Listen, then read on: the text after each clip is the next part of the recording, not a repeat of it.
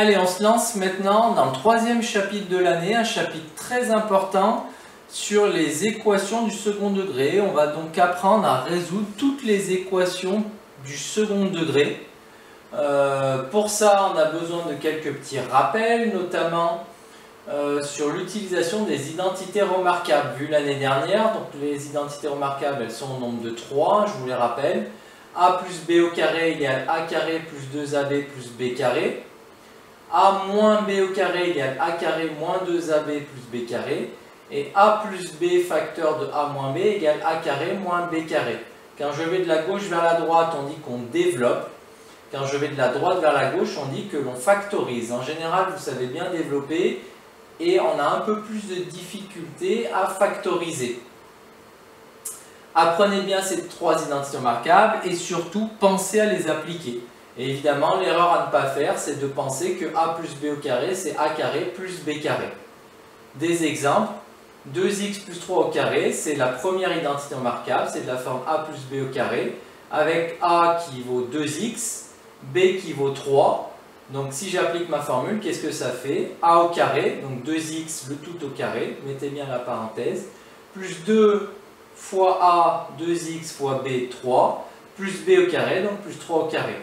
Je calcule, 2x le tout au carré, ça fait 4x au carré, plus 2 fois 2x, 4x fois 3, 12x, plus 3 au carré, 9.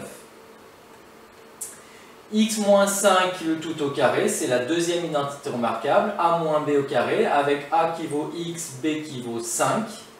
Donc cette deuxième identité remarquable, qu'est-ce qu'elle vaut? A carré, donc X au carré, moins 2 fois A, donc fois X, fois B, donc fois 5, plus, attention, hein, c'est un plus, même s'il y a un moins dans l'expression, dans la dernière partie c'est plus B carré, donc plus 5 au carré, plus 25. Quand je développe, ça fait x carré moins 10x plus 25. Et enfin, on a un peu plus de mal à le voir, mais ça, x plus 2 au carré moins 16, c'est la forme développée de la troisième identité remarquable. C'est sous la forme a carré moins b carré, avec a qui vaut x plus 2. Vous voyez bien que c'est x plus 2 au carré. Et 16, c'est le carré de 4. Or, a carré moins b carré, si je vais dans l'autre sens que je factorise, ça fait a moins b facteur de a plus b. Après là, l'ordre n'a pas d'importance, hein. Qu'on écrive A plus B fois A moins B ou A moins B fois A plus B, ça revient au même. Donc là, vous voyez, on a mis A moins B facteur de, donc fois A plus B. Après, je simplifie, x plus 2 moins 4, ça fait x moins 2, x plus 2 plus 4, ça fait x plus 6. Et voilà comment vous avez factorisé cette expression-là. X plus 2 au carré moins 16 égale x moins 2 facteur de x plus 16. Ce troisième exemple est clairement le plus compliqué. Savoir développer en général, on y arrive bien.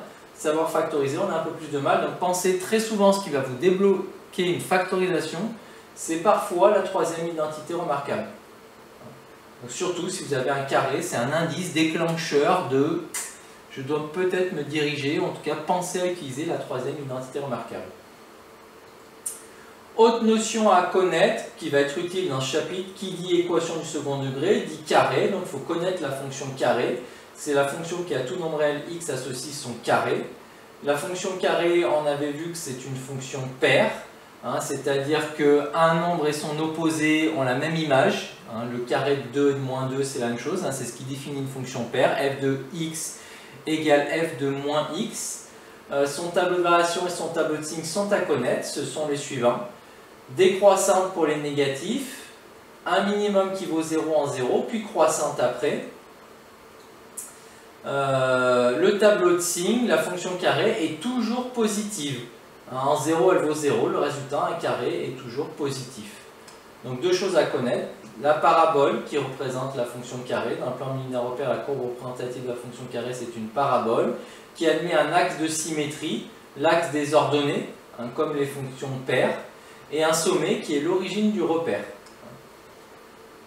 Un exemple, si vous voulez comparer 1 plus racine de 5 au carré et 1 plus racine de 7 au carré, vu que 1 plus racine de 5 c'est plus petit que 1 plus racine de 7, vu que c'est deux réels positifs et que la fonction carré est croissante pour les réels positifs, alors elle garde l'ordre. Donc le carré de 1 plus racine de 5 sera inférieur au carré de 1 plus racine de 7.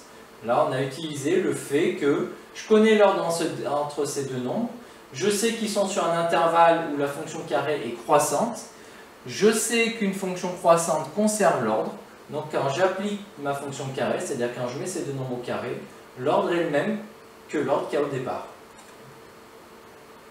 Alors que 1 moins racine de 5, 1 moins racine de 7, je sais que 1 moins racine de 7 est plus petit que 1 moins racine de 5. Ils sont tous les deux plus petits que 0, c'est des réels négatifs. Or, vu que la fonction carré est décroissante pour les réels négatifs, alors 1 moins racine de 7 au carré va devenir supérieur à 1 moins racine de 5 au carré. Hein? Pour les réels négatifs, la fonction carré étant décroissante, elle change l'ordre qu'il y a entre les deux nombres. Donc là, j'ai utilisé le sens de variation de la fonction carré pour pouvoir justement comparer des carrés de nombres, sans avoir à les calculer. Autre fonction qu'on va parfois utiliser dans ce chapitre, les fonctions affines. Comment par exemple dresser le tableau de signes d'une fonction affine. Donc je vous rappelle qu'une fonction affine, c'est une fonction telle que f de x égale ax plus b, avec a différent de 0. On détermine la valeur de x pour laquelle f s'annule, et on détermine le sens de variation de f à l'aide du signe de a pour placer le signe dans le tableau. Donc ça n'a pas l'air très clair, mais en gros il y a deux étapes. Je cherche quand ça vaut 0, j'utilise le signe de a pour placer les signes, parce qu'en fait il y a deux signes possibles, hein, soit moins plus, soit plus moins. La règle, si vous voulez, c'est le signe de a en deuxième. Voyons l'exemple.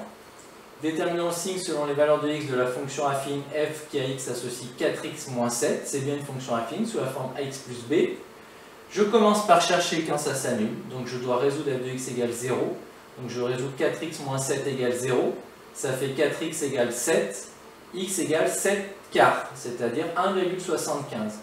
Donc c'est-à-dire que dans mon tableau de signes, je sais qu'en 1,75 la fonction vaut 0. Je regarde ensuite le signe de a, le coefficient directeur, qui est positif, ce qui veut dire que la fonction est croissante, donc elle monte. Donc elle sera d'abord négative, puis positive. Hein, la règle, je vous l'ai rappelé, signe de a en deuxième dans le tableau de signes d'une fonction affine. Donc a étant positif, je mets un plus en deuxième. En deuxième, c'est-à-dire après le 0. Et donc je mets un moins en premier, c'est-à-dire avant le 0. Donc voilà les principales bases à avoir sur les fonctions affines, la fonction carré et les identités remarquables avant d'apprendre à résoudre des équations du second degré.